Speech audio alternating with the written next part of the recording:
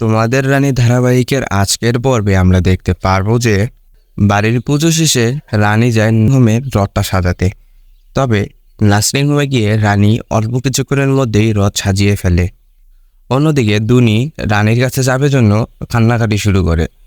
দুর্জয় দুনিকে সামলাতে পারে না জন্য রানীকে ফোন করে, কিন্তু রানীকে বেশ কয়েকবার ফোন করার পরেও রানী দুর্জয়ের ফোনটি ধরছিল না।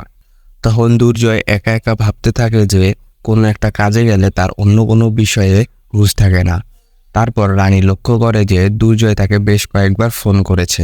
তখন রানী দুর্জয়কে ফোন করে, কিন্তু রথের ওইখানে কথা শুনতে না পাওয়ার কারণে রানী একটু বাহিরে যায়। তখনই বিস্ফোরণের শব্দ শুনতে পারে দুর্জয়। দুর্জয় মরিয়া হয়ে ওঠে। তারপর রানীকে বলে, রানী তুমি ঠিক আছো তো? তখন আড়াল থেকে আনিশা দুর্জয়কে দেখে মনে মনে বলে, আমার পরিকল্পনা সাকসেসফুল হয়েছে। সে মনে মনে অনেক খুশি হয়। দুর্জয় কোনো রেসপন্স না পেয়ে ছুটে যায় নার্সিং হোমের দিকে। ঠিক তখনই আনিশাও চলে আসে।